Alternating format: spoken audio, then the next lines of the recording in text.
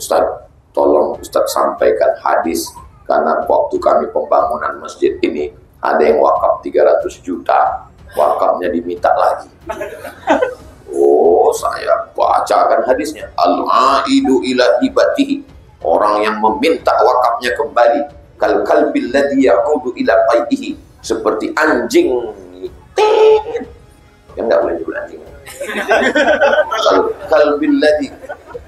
kalbil ladzi ya'udu ila qaidihi, seperti anjing yang menjilat muntahnya kembali. Berapi-api saya sampaikan. Pas selesai acara, datang ketua masjid, mohon maaf Pak Ustaz, yang disiplin nggak datang.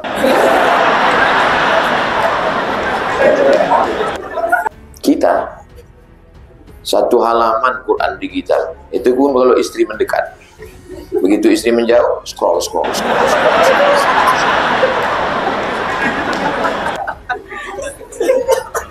Itulah azab. Tidak merasakan nikmatnya baca Quran, tidak merasakan. Kalau kita ngundang makan kan lembut, bro, ntar kita makan ya.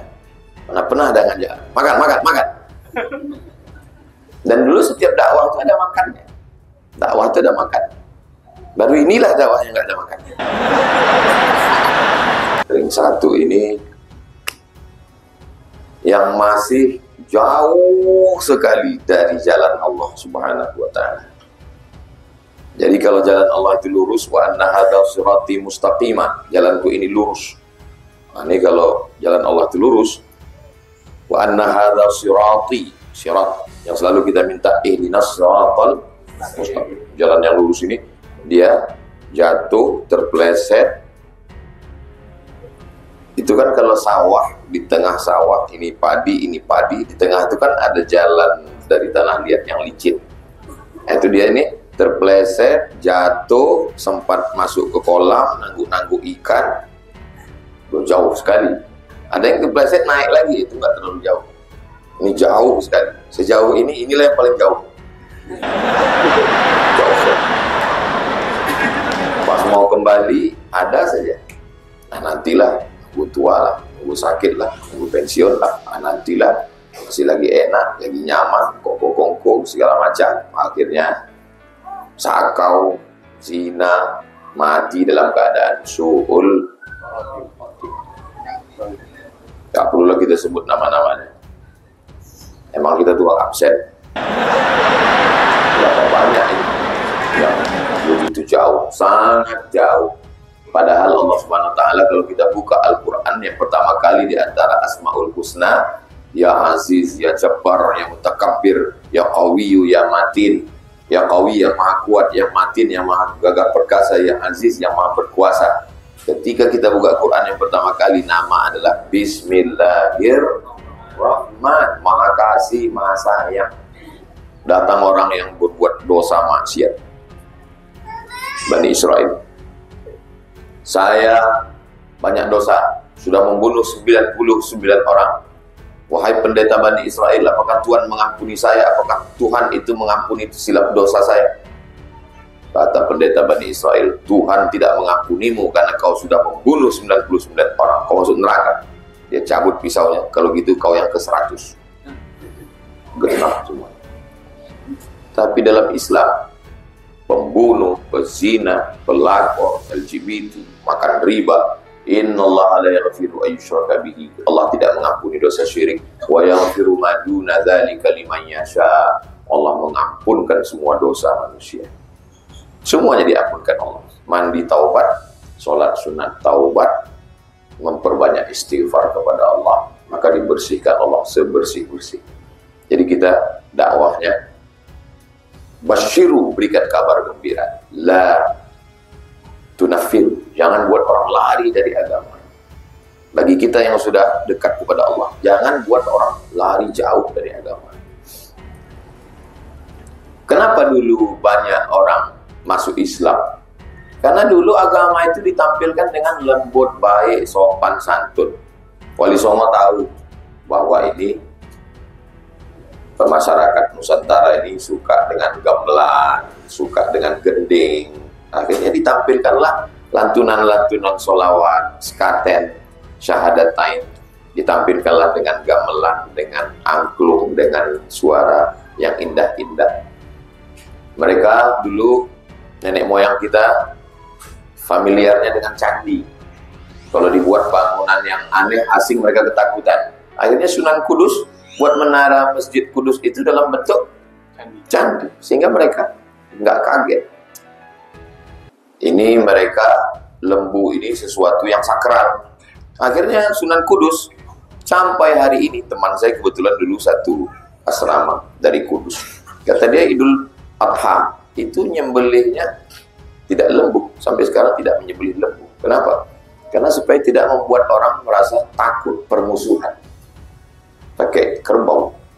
Supaya apa? Untuk menjaga hati. Masa dia nyembah ini kita sembelih Tuhannya. Sampai begitu halus. Toleransi yang disuruh itu toleransi. Malah kolaborasi. Jadi Islam itu menampilkan sesuatu yang lembut, yang baik, yang ramah. Wa ma arsalnaka illa rahmatan lil alamin. Para habaib itu kalau acara maulid menyembelih kambing, buat nasi mandi, ramai makan. Karena memang makna dakwah itu makan. Dakwah itu undangan makan. Da'a yad'u da'watan. Da'a past tense, yad'u present future. Dakwah. Asal kata dakwah itu da'a yad'u dakwatan, artinya undangan makan. Kalau kita ngundang makan kan lembut. Bro, ntar kita makan ya. Mana pernah ada ngajak. Makan. Dan dulu setiap dakwah ada makan. Dakwah itu ada makan. Baru inilah dakwah yang nggak ada makan. Karena dakwah itu ada makan. Makanya di Malaysia, setiap masjid itu ada dapurnya. Supaya nggak keluar banyak uang pakai catering. Jadi di masjid, di belakang itu ada dapur, ada kompor gede, ada periuk, ada wajan, ada semua. Dan jamaah ganti-gantian. Nah, nanti ketika habis selesai acara, makan. Jadi kalau saya jadwal di sana, kajian subuh makan, kajian duha makan, kajian zuhur makan, kajian asar makan, kajian maghrib makan, kajian isya makan. Saya bilang, saya selama di sini ini, saya di kampung saya makan dikit sih. Di sini dikit-dikit makan, dikit. Karena memang mana dakwah adalah makan. Orang dikasih makan dulu. Setelah makan, minum, kenyang, baru cerita dosa, cerita ibadah. Ini enggak, orang lapar, neraka.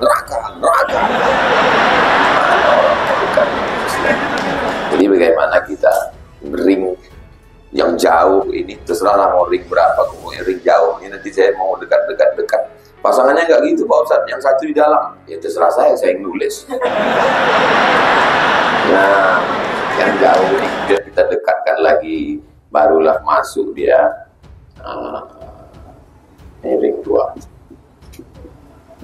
Yang 2 ini sudah mulai ke masjid, sudah mulai puasa, sudah mulai ngaji, tapi ngajinya baru penikmat pengajian, baru menikmati pengajian. Suka, saya senang dengan Ustaz ini. Kenapa? Saya kalau dengan dia merasa tenang, nyaman.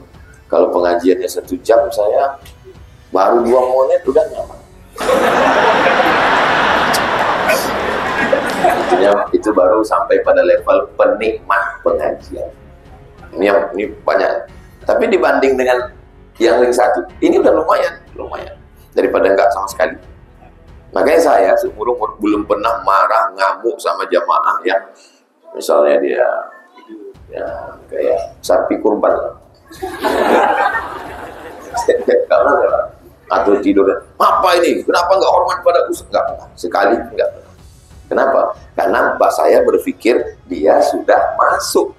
Dia udah masuk itu aja udah alhamdulillah, daripada dia di sini. Siapa yang sanggup ngajak ini? Saya nggak sanggup ngajak ini. Ini Ustaz dari Sulaiman yang ngurus ini.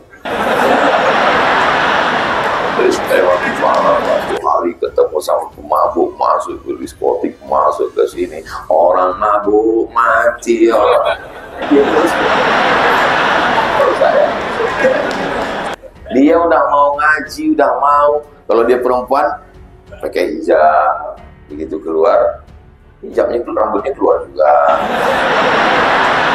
Gak pernah saya marah. Kenapa? Karena dia sudah mulai ada etikat baik, sudah ada mulai ingin. Tapi dia baru sekedar menikmati kajian. nikmati kajian sana, nikmati kajian sana, nikmati kajian sana. Takbir kuat, takbir Allahu Akbar. Tapi kalau keluar duit untuk dakwah, dulu, karena baru menikmati, sekedar menikmati kajian. Belum, ibarat makanan baru cicip-cicip. Nah, cicip. Kita kan kadang kalau ke airport itu kan sering ketemu dengan orang musyawarah kan. Iya. Dari tadi disenggol. Itu kadang kalau kita beli itu kan baru cicip dikit, baru menikmati, cicip dikit. Nggak boleh sebut, menjaga kode etik.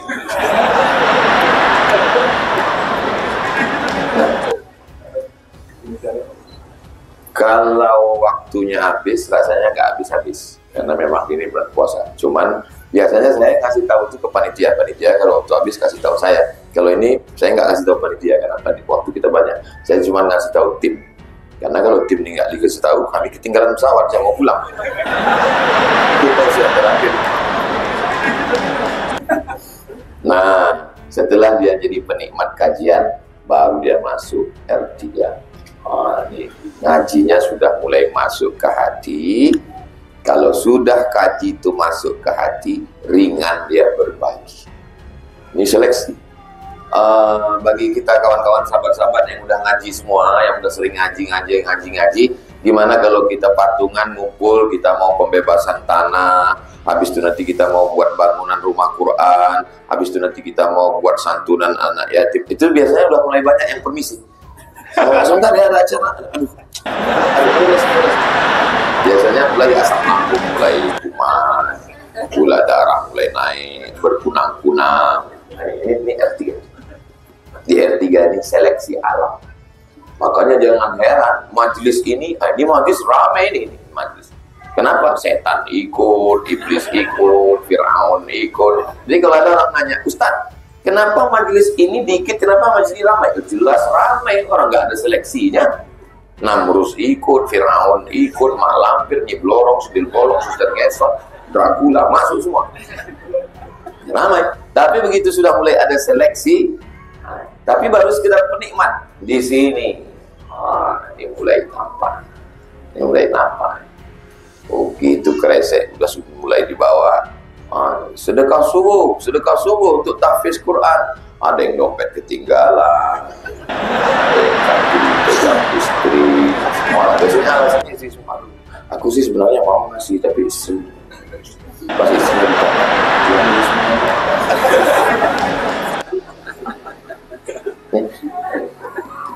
kalau kebetulannya, misalnya kebetulan yang saya omongin ini persis seperti yang jamaah alami. Ini saya nggak ada bocoran. Saya ini ustaz yang nggak bisa dibisik-bisik, guys. Nggak ada orang yang berani bisik-bisik ke saya. Alladzi waswisu fi sudurin nas. Jadi kalau kebetulan kisahnya sama, itu hanya kebetulan.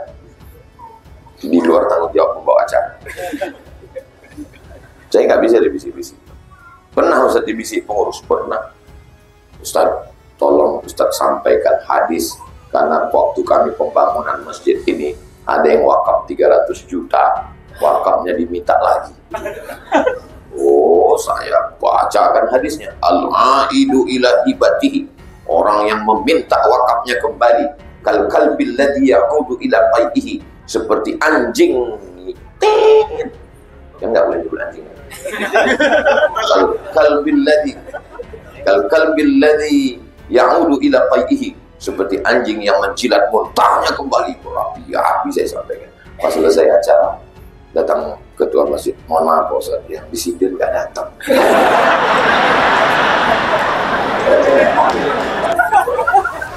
Mana tahu ada orang merasa ini nyanyi Ustaz Somani udah dibisikin, gak ada bisik-bisik, gak mempan sama saya gak bisa begitu kan. Saya ngomong ya terserah saya, apa yang ada di kepala saya itu saya omongin. Jadi kunci dengar tausiah saya itu satu, jangan ada merasa tersinggung, merasa benar. Karena beberapa jamaah tersinggung, pulang meninggal. Jangan nakut-nakuti, cuma kasih tahu aja. Ya? Jadi disinilah mulai nanti begitu nampak. Jamaah sekalian, saya baru saja pulang dari suku pedalaman Talang Mama. Begitu saya pulang dari dalam, itu saya lihat masjidnya itu seperti kandang sapi. Dindingnya papan, jangankan dipukul gini, jatuh papannya. Lantainya itu tanah. Saya mau jamaah itu yang kan seperti kandang sapi itu kita rombak, kita bangun ke atas, dan kita mau lantainya marmer. Saya mau dari dinding ke depan itu terasnya luas, supaya kalau saya nanti masuk ke pedalaman, kita tidak lagi numpang ke rumah warga. Saya mau tidur di teras. Begitu ngomong, mulai seperti Nabi Musa pas lewat Laut Merah, mulai terbelah dua. Yang satu mau hilang, tapi mendekat, beberapa mendekat. Ustaz, kira-kira pembangunan biaya masjidnya berapa? Kami mau bantu. Begitu disebutkan harganya, yang terbelah ini terbelah lagi.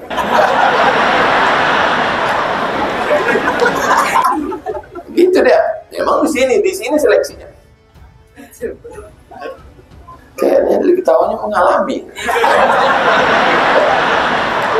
Salah satu yang terbelah.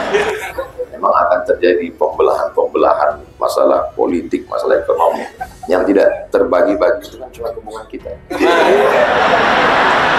Karena kami sama. Sampai mana tadi?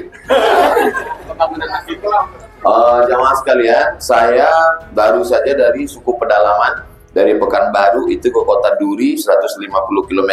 Dari Duri nanti kita akan lanjutkan ke Tasik Serai. Sampai di situ mobil akan kita tinggalkan, lalu kemudian kita akan jalan kaki karena jalannya itu berlumpur, perahu nggak bisa.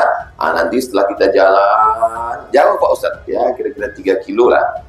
Nanti kita bawa, habis itu kita ke tengah dan kita akan naik speedboat sampan kecil, lalu kemudian kita menelusuri danau biosfer, hutan lindung gambut terbesar di dunia 700.000 hektar. Habis itu nanti kita menyeberangi Sungai Siak, habis itu kita akan ke perkampungan, kita akan kembali ke kampung tahun 70-an. Dan di sana kita akan pembebasan tanah, buat pondok, buat masjid. Jadi nanti kita harap selesai tausiah ini kita akan duduk bersama. Tinggal 3 orang.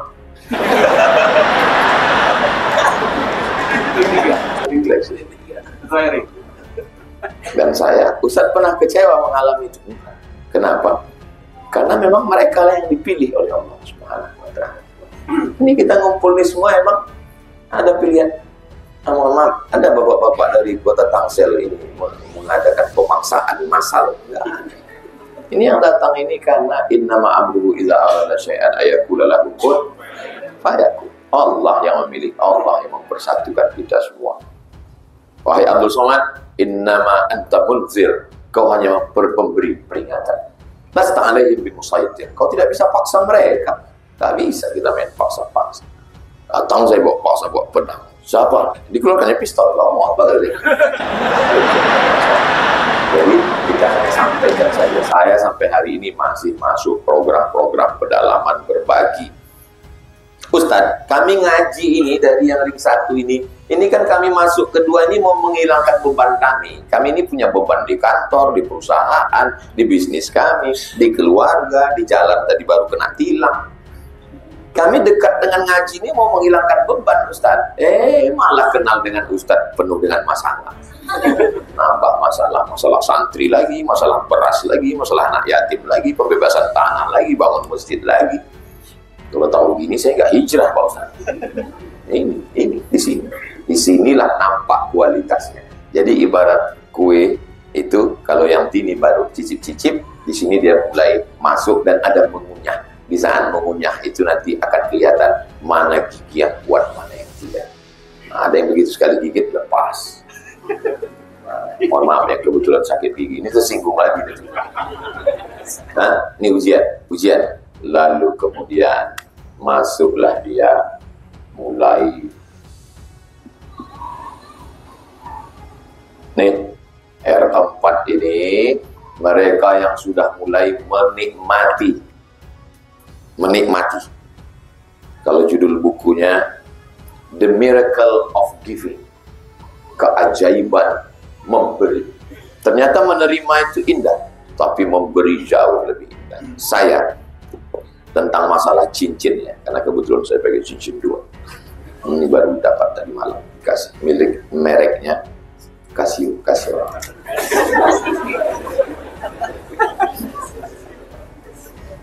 Jadi saya dari kecil memang suka cincin. Sampai saya ambil uang almarhumah mak saya. Oh, Allah dapat lagi 3. Allah. Ini mau nunjukkan aja atau mau ngasih saya kalau dikasih saya tanya dulu, soalnya pernah saya kena. Pas saya pakai, mau dibuka lagi. Akhirnya nggak sempat mau adunya itu. Ini udah ya, yakin ya. Nah, gitu juga kadang orang jamaah datang bawa keripik, bawa kerupuk apa. Jamaah dimanapun berada, bangkitkan ekonomi umat, makanlah keripik. Datang tim dibawa tim saya sana, katanya enggak Pak, kami bawa pulang lagi, itu foto aja. Jaket juga gitu, berikut ini pemasangan jaket. Kita pun mau pulang, pas mau pulang mau dibuka lagi. Nah, jadi saya memang hobi cincin, suka saya dari kecil. Jadi sampai pernah saya ambil uang almarhumah SD, tapi sudah minta izin dan sekarang. Jadi sampai akhirnya jamaah tahu, dikasih kumpul semua, ada lebih kurang 300 batu. Awalnya saya menikmati melihat, suka ngelihat mana-mana lihat. Yang kedua, saya mulai menikmati memakai. Tapi sampai pada puncaknya ada kebetulan orang tukang batu tobat. Saya dikasih batu 1 tas lengkap dengan alat tesnya semua. Saya ikatkan dengan ikat di Surabaya. Saya mulai menikmati yang baru, memberi orang. Ketika dia pakai, saya cetak 20, saya cetak 15. Begitu dipakai orang, ternyata nikmatnya lebih hebat daripada saya makai. Jadi ternyata kita punya proses dalam pikiran, itu gak bisa dilihat manusia, ada dalam hati. Nikmat pertama melihat, yang kedua memakai, yang ketiga saat memberi kepada orang lain, dia merasa lebih nikmat. Saya merasakan itu pada kasus cincin. Kalau gitu sekarang Ustaz bawa, enggak ada. Saya lebih baik saya kasih tahu sekarang daripada setelah ini nanya. Ahlan wa sahlan. Tuhan, barakallahu fikum. Masya Allah, tabarakallah. Mudah-mudahan Ustaz Ridwan panjang umur, sehat pada guru kita semua. Barakallahu fikum. Ini juga dikasih orang. Nah, ini juga dikasih orang. Masya Allah, tabarakallah. Jadi jangan kita kaget kalau ada yang ini orang-orang yang sudah menikmati. Saya yakin dan percaya ada yang nanya, kira-kira berapa ya santri musyawarah sekarang? Kira-kira 1 bulan perlu berapa kilo beras ya? Kira-kira mana yang perlu dibebaskan? Kira-kira mana? Saya ketemu makhluk-makhluk begini. Ustaz Somad, Ustaz tolong buatkan yayasan tahfiz Quran. Nanti akan saya buatkan. Ini nanti tinggal panggil santri-santri dan gurunya. Dibawalah saya ke Bogor. Saya tengok pondok tahfiz yang dibangun. Terus saya tanya sama ini Bapak buatkan pondok tahfiz Quran begini ini, apa nggak khawatir diambil orang? Karena Bapak nggak ada MOU. Bagaimana kalau diambil yayasan? Sudah banyak yang diambil Pak Ustaz. Loh, Bapak nggak tuntut? Saya biarin aja. Kenapa? Makin diambil rezeki saya makin melimpah Pak Ustaz. Saya ketemu makhluk-makhluk ini, cuma nggak banyak. Sudah hampir-hampir punah. Perlu dibudidayakan. Lain padang, lain belalang, lain lubuk, lain ikannya, lain tempatnya, lain. Saya ketemu dengan makhluk-makhluk yang model R4 ini. Hampir setiap. Pergi saya dari mulai atas, ujung Sumatera. Ustaz, tolong doakan saya. Doakan apa Pak? Doakan supaya saya bisa bangun masjid. Berapa Pak? Ya 99 Pak Ustaz. Dia mau minta bangunkan masjid 99. Ada manusianya. Nggak boleh sebut. Biasanya orang begini kalau diceritakan dia tahu marah. Saya nggak mau riak Pak Ustaz. Saya nggak mau hati saya rusak Pak Ustaz. Maka selalu saya simpan. Lalu kemudian saya pergi ke satu tempat. Ustaz Somad, umurnya 85 tahun. Saya selalu berdoa gini Pak Ustaz. Gimana doa Bapak? Ya Allah, matikanlah aku kalau pembangunan masjid ini sudah selesai. Terus Masjidnya nggak saya selesaikan Pak Ustaz.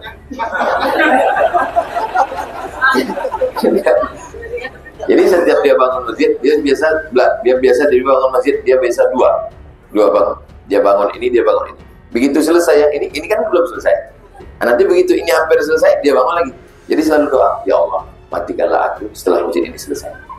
Dan umurnya 85, masih hidup, pakai jurus itu. Antum mana tahu ada yang mau pakai. Oh, begitu ternyata mereka. Ya. Ada satu lagi datang, Ustadz ya, saya setiap bulannya itu bayar zakatnya sekitar 300 sampai sekian ratus juta Pak Ustadz. Oh, Masya Allah, tabarakallah. Saya potongnya 5% Pak Ustadz. Loh, Bapak salah Pak. Karena zakat itu 2,5%, bukan 5%. Berarti Bapak salah hitung selama ini. Saya pakainya petani Pak Ustadz. Petani kan 5%, pedagang 2,5%. Kenapa Bapak pakai 5%? Karena begini Pak Ustadz. Pagi, waktu mau pergi ke sawah, itu kita masih bisa membedakan mana petaninya, mana sapinya. Tapi begitu sore, sudah sama bentuknya. Mereka yang berkubang di lumpur itu kena panas terik. Berapa zakatnya Pak Ustaz? 5% saya kata. Masa saya di ruang ber-AC 2,5%? Saya malu nanti di hadapan Allah. Ada manusia seperti ini ringkapan. Cuman dia memang makin kecil ya kan. Beda sama yang Fir'aun tadi kan. Penikmat mulai sedikit, yang cicip-cicip mulai sedikit, yang mulai agak-agak lari sedikit. Ini makin sedikit, makin kecil. Tapi makhluk-makhluk ini ada, luar biasa. Pantang dia mendengar. Pak, ini kabarnya rumah yang selama ini disewa. Yang punya itu saudara kita non-muslim. Dan kabarnya dia nggak mau lagi disewa, Pak. Terus dia bilang, berangkat dari sini, tapi kalau mau beli, jual. Tapi harganya tinggi, Pak. Berapa harganya? Harganya sekian. Udah kita angkat. Ada. Dan itu udah saya data, saya tulis orang-orang. Nah, nanti kalau meninggal baru saya diterbitkan buku. Kalau hidup dia takut teriak semua. Begitulah manusia-manusia yang luar biasa ini. Saya dipertemukan Allah. Saya nggak pernah nyari mereka. Mereka pun nggak pernah nyari saya. Tapi dipertemukan dengan sesuatu. Orang-orang begini ini, Ustaz Fatih Karim banyak. Dia punya koleksi itu, dikoleksi. Manusia-manusia unik yang luar biasa. Ini sudah mulai merasakan. Masalah rasa ini kan tidak bisa. Saya masuk ke suku pedalaman. Dikasih tahu. Nanti Ustadz kalau sudah masuk ke suku pedalaman, nanti salam mereka itu Ustadz akan dikasih makanan. Nanti apa yang dia lakukan Ustadz ikut aja. Oke. Begitu sampai di rumahnya, saya lihat dia buka daun sirih. Saya pun buka daun sirih. Habis itu dioleskan dengan kapur sirih. Ya, sesuai dengan arahan saya oleskan kapur sirih. Saya lihat dia meletakkan pinang. Saya masukkan pinang.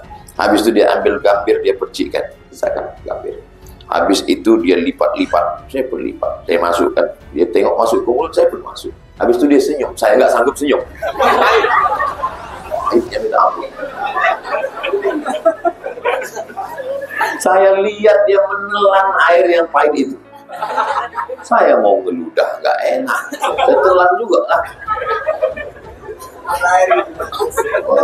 Air biji mata. Untuk merasakan manisnya air sirih saja perlu bertahun-tahun. Daunnya sama, gambirnya sama, kapurnya sama. Kenapa rasanya beda? Karena dia memang. Saya baru itu mencoba.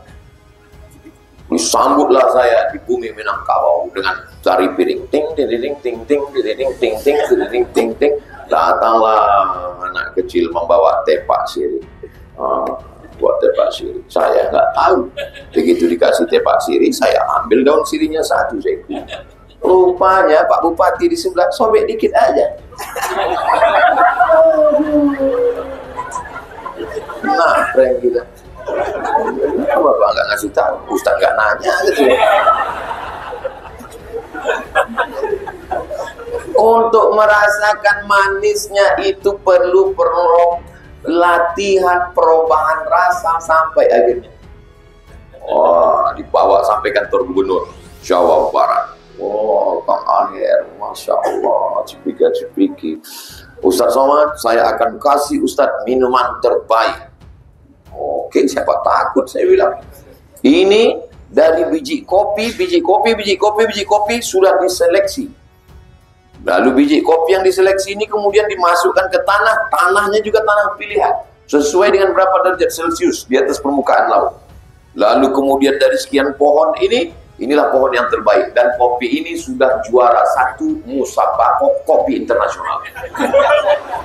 Ya, saya ini keangan, saya bilang, iya, inilah dia hasil kopinya Pak Ustaz yang udah seleksi. Saat pemetikannya, dilihat kulit kopinya, kualitasnya, bukan asal potong aja sampai daun-daunnya. Itu Ustaz kalau minum kopi pahit sekali, itu daun sama batangnya ikut sekalian. Ini kopinya pilihan Ustaz. Oh, mantap sekali ini Kang Aher, ya. Oh, akhirnya dituangkanlah. Ustaz saya kasih tahu cara menikmatinya. Gimana Kang? Nanti dia nggak boleh langsung minum Ustaz, diseruput. Jangan bayangkan. Diseruput. Oke. Setelah diseruput Ustaz jangan langsung telan. Tahan dulu beberapa menit. Tahan. Saya pun ikut. Seruput Ustaz. Oke, tahan. Ya. Habis itu Kang Aher sudah. Ustaz merasakan pahit Kang Aher. Untuk merasakan manisnya kopi ternyata beliau itu bertahun-tahun, berpuluh tahun baru dia bisa tahu rasanya. Apalagi untuk merasakan ini. Nah, jadi jangan pernah baru hijrah pagi, siang cicip-cicip, malam mengeluh. Kenapa saya belum merasakan manisnya ibadah? Ente udah berapa lama? Baru malam Ramadan ini. Ya nggak bisa. Ini proses yang panjang, tapi terus berkelanjutan. Jangan pernah bosan. Sakit bukan azab, bangkrut bukan azab, mati bukan azab, kehilangan bukan azab, perpisahan bukan azab. Azab itu apa? Azab itu adalah tidak merasakan nikmatnya berbagi, tidak merasakan nikmatnya membaca Quran, tidak merasakan nikmatnya lama-lama sujud saat tahajud. Itulah azab. Buya Hamka duduk, ditulis oleh anaknya Irfan Hamka, diabadikan dalam buku ayah. Baca Quran sekali duduk berapa? 7 juz, 6 juz, 7 juz. Kita satu halaman Quran digital itu pun kalau istri mendekat, begitu istri menjauh, scroll.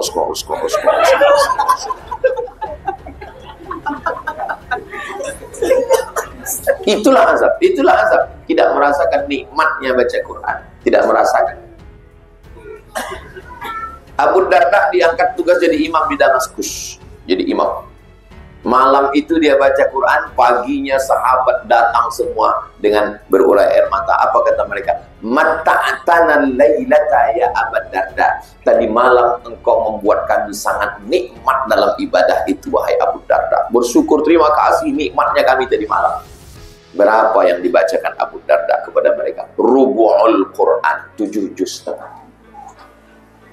Kita kalau sampai imam itu baca 7 juz setengah, langsung kita telepon pengurus, tolong ganti member. Kenapa kita tidak merasakan manisnya tahajud? Kenapa kita tidak merasakan manisnya berbagi? Mereka yang sudah sampai pada level ini, maka ini mengatakan gila. Yang sudah sampai ke R4 ini, yang ini mengatakan ini gila. Lukisan, semua berdecak, kagum melihat lukisan, seperti melihat kucing Anggora. Tiba-tiba datang beberapa orang. Apa ini? Mungkin lukisan abstrak, nggak sampai level dia ke situ. Tapi ini orang-orang yang sudah merasakan. Saya sudah kasih contoh, makan sirih, minum kopi, lukisan abstrak, nggak juga paham. Memang orang lapar susah paham. Dasar lemah SDM.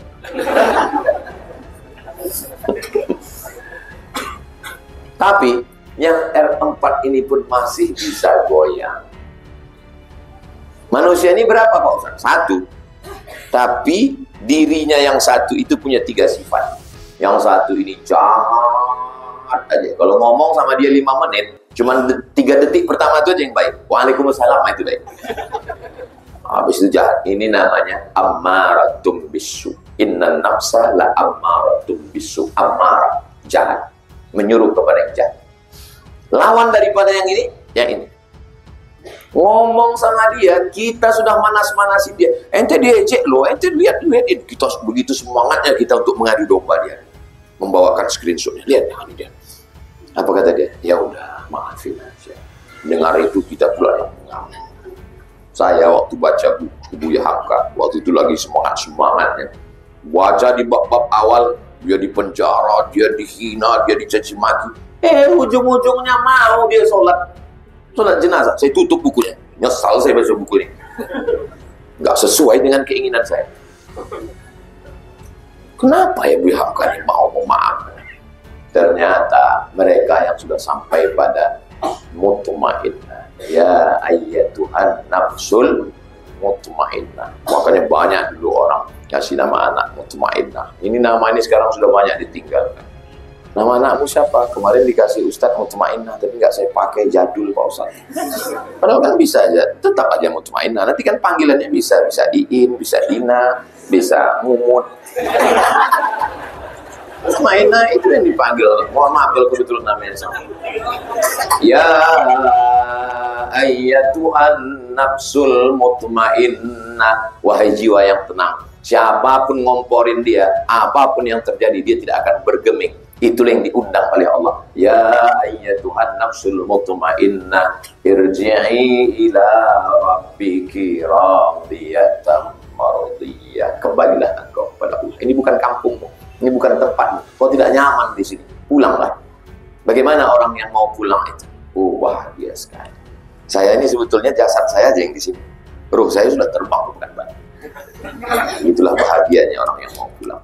Fadkhuli fi ibadi, bergabunglah kamu dengan hamba-hambaku yang baik. Wadkhuli jannati, masuklah ke dalam surga.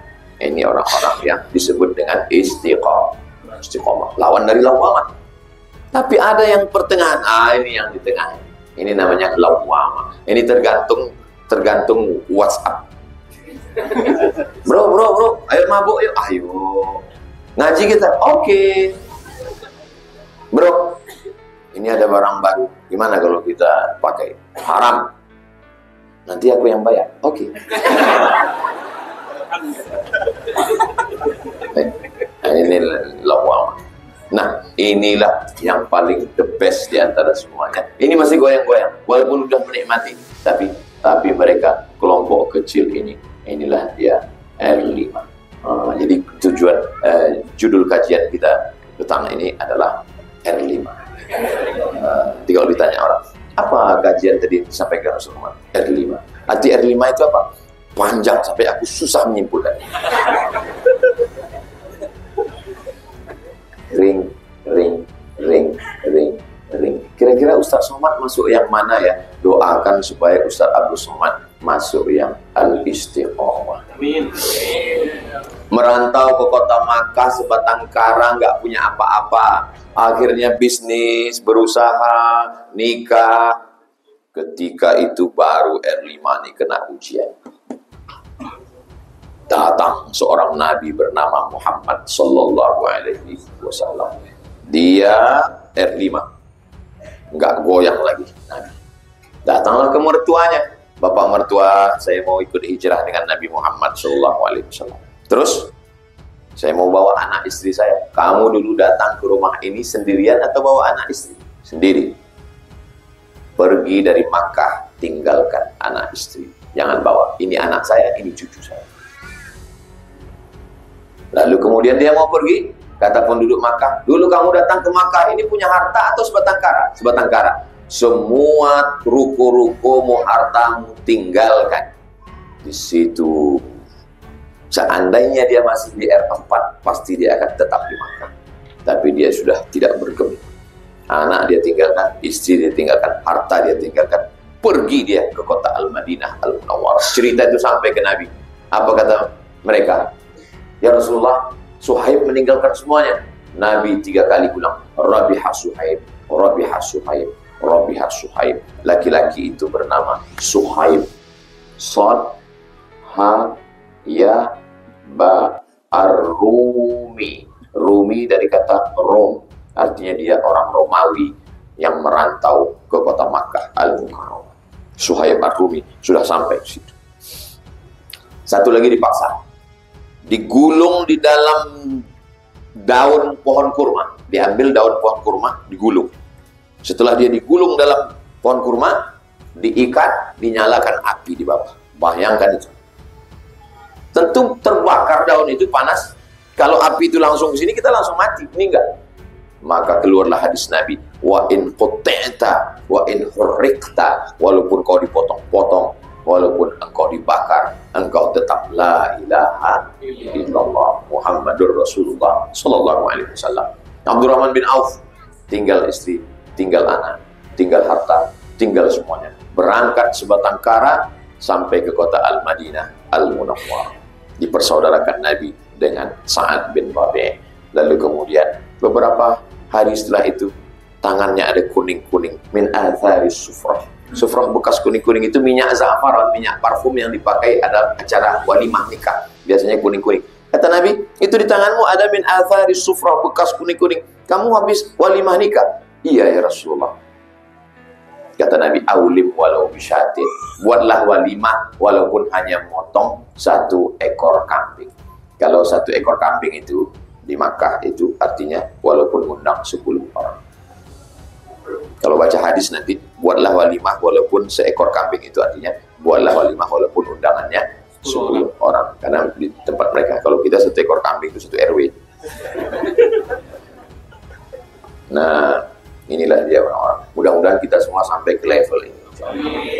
Kira-kira dengan sudah adanya RQM, Rumah Quran Musyawarah, apa kalau kita mau ukur-ukur, kira-kira musyawarah ini udah masuk R berapa? Kalau ini pasti enggak, pasti sudah menikmati. Kalau baru menikmati, enggak akan mungkin ada tanah wakaf, enggak mungkin gedung bisa berdiri, enggak mungkin bisa menyediakan makan-makan santri. Ini sudah angkatan yang angkatan ketiga. Hafal Quran setahun, tambah lagi program mutkin baca dari luar kepala 30 juz. Tidak akan mungkin terwujud kalau hanya sekedar icip-icip. Berarti sudah mulai menikmati memberi, walaupun masih ada rasa penderitaan sedikit. Betul. Ini sudah sampai ke menikmati.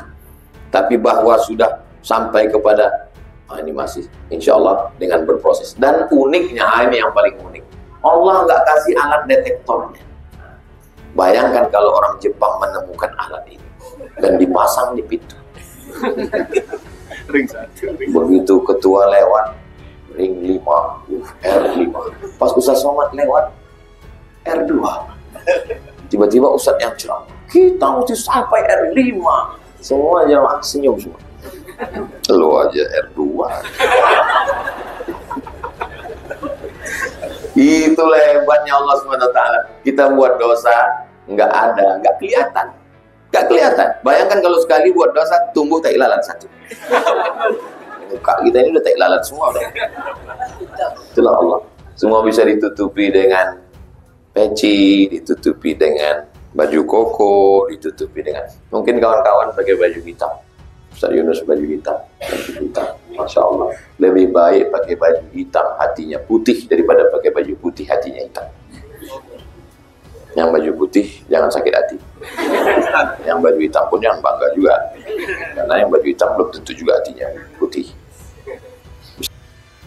Ustadz Abdul Somad dalam ceramah yang dihadiri oleh para artis Indonesia menjelaskan dengan sangat mengendalam mengenai tahapan-tahapan berhijrah yang harus dilalui oleh setiap individu yang ingin mendapatkan ridha Allah Subhanahu wa taala. Bila menyampaikan materi dengan gaya yang lugas penuh dengan pengertian, mengingatkan bahwa hijrah adalah perjalanan spiritual yang membutuhkan komitmen dan kesungguhan hati. Ada beberapa poin yang perlu dilakukan atau tahapan-tahapan bagi orang yang ingin berhijrah. Salah satunya adalah niat yang ikhlas dan tulus. Ustadz Abdul Somad ceramahnya dengan menjelaskan bahwa hijrah dimulai dengan niat yang tulus. Niat adalah pondasi utama dalam setiap amal perbuatan. Tanpa ada niat yang benar, segala bentuk perubahan yang kita lakukan tidak akan memiliki keberkahan. Ustaz Abdul Somad menegaskan bahwa niat hijrah harus benar-benar untuk Allah, bukan karena pamer, bukan karena peran atau alasan lainnya seperti mengikuti tren atau karena dorongan dari orang lain. Jika niat sudah lurus, maka setiap langkah dalam hijrah akan mendapatkan ridha dari Allah dan akan dipermudah oleh Allah proses hijrah kita. Yang kedua juga beliau menjelaskan untuk menjauhi perbuatan maksiat. Jadi setelah niat yang benar, tahapan berikutnya adalah menjauhi segala bentuk perbuatan maksiat. Ustaz Abdul Somad menjelaskan bahwa berhijrah berarti menghindari segala hal yang mendekatkan seseorang untuk kepada dosa, termasuk menjauhi pergaulan buruk, menjauhi kebiasaan negatif seperti berbohong, mengunci, minum minuman, atau berbuat curang, atau main judi, dan segala macamnya. Untuk para artis yang hadir ini, Ustaz memberikan contoh yang konkret, misalnya menghindari perilaku atau pola hidup yang tidak sesuai dengan ajaran agama, seperti kebiasaan berpakaian yang tidak sesuai dengan syariat, membuka aurat, berpartisipasi dalam acara-acara yang bertentangan dengan nilai-nilai Islam. Bahkan Ustadz UAS juga menjelaskan langkah pertama dalam berhijrah adalah berusaha untuk semaksimal mungkin untuk menjauhi diri dari kebiasaan buruk yang ada di sekitar kita. Kemudian yang ketiga, beliau mengingatkan kita untuk meningkatkan ibadah. Nah, tahapan ketiga yang Ustadz Somad sampaikan adalah meningkatkan kualitas ibadah kita. UAS menekankan bahwa hijrah tidak hanya sekedar berhenti melakukan maksiat, tapi juga harus disertai dengan mendirikan ibadah dengan penuh keikhlasan. Ini berarti bahwa setiap ibadah seperti sholat, puasa, membaca Quran, berzikir harus dilakukan dengan penuh kesungguhan dan khusyuk.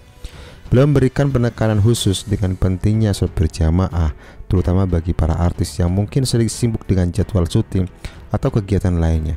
Ustadz mengingatkan bahwa sholat tepat waktu adalah salah satu indikasi sejauh mana seseorang itu berkomitmen dalam hijrahnya. Tidak hanya itu, beliau juga menjelaskan bahwa setiap pekerjaan meskipun tidak terkait langsung dengan agama bisa bernilai dengan ibadah jika dilakukan dengan benar dan baik. Nah, kemudian mendapatkan lingkungan yang mendukung merupakan tahapan berikutnya yang ditekankan oleh UAS. Beliau menjelaskan bahwa lingkungan yang baik adalah faktor penentu dalam kelancaran proses hijrah. Teman-teman yang baik, komunitas yang mendukung, tempat-tempat yang memberikan ilmu agama yang sangat dibutuhkan. Jadi bagi para artis atau orang-orang awam, Ustadz menyarankan agar mereka aktif bergabung dengan komunitas pengajian atau grup teman yang saling mengingatkan dalam kebaikan. Ini akan membantu mereka untuk terus berada dalam jalan yang benar dan selalu mendapatkan motivasi dalam menjalani hijrah. Artis-artis juga bisa mencari teman-teman yang memiliki agama kuat dalam semangat agamanya, bisa mengingatkan mereka apabila mereka terjatuh atau tergoda untuk kembali pada kebiasaan lama yang pernah mereka lakukan. Kemudian setelah memperbaiki hubungan dengan Allah, maka Ustadz juga menekankan untuk pentingnya memperbaiki hubungan dengan sesama manusia. Silaturahmi, berbuat baik, memaafkan adalah langkah-langkah penting dalam hijrah. Ustadz Abdul Somad mengingatkan para artis untuk tidak merasa lebih tinggi atau lebih baik dari orang lain, tetapi untuk selalu menjaga sikap rendah hati dan saling menghargai. Beliau memberi contoh, jika seorang memiliki masalah atau perselisihan dengan orang lain, proses hijrah harus melibatkan upaya untuk memaafkan dan menyelesaikan konflik dengan cara yang baik. Ini adalah bagian dari sikap istiqomah yang harus ditetapkan dalam kehidupan sehari-hari. Nah, tahapan terakhir yang dijelaskan oleh UAS bahwa istiqomah atau konsistensi, persisten adalah hijrah. Dalam hijrah mengingatkan bahwa hijrah adalah sebuah perjalanan panjang membutuhkan ketekunan. Seseorang yang ingin tetap dalam jalan yang benar harus benar-benar terus memperbaiki diri, tidak mudah putus asa, dan selalu berusaha untuk istiqomah meskipun ada berbagai halangan dan ujian. Ustadz menekankan bahwa ujian dan godaan dalam perjalanan hijrah sangat banyak, terutama bagi orang yang hidup di dunia hiburan atau berada di sorotan publik seperti para artis ini. Ustadz Somad menutup ceramahnya dengan doa agar semua yang hadir diberikan kekuatan untuk terus istiqomah dalam berhijrah. Allah memberikan ridhonya kepada mereka, membimbing mereka menuju jalan yang benar. Beliau juga mengingatkan agar setiap langkah yang diambil dilandasi karena ikhlas dan niat yang baik untuk mendapatkan ridho dari Allah Subhanahu wa Ta'ala. Terima kasih. Assalamualaikum warahmatullahi wabarakatuh.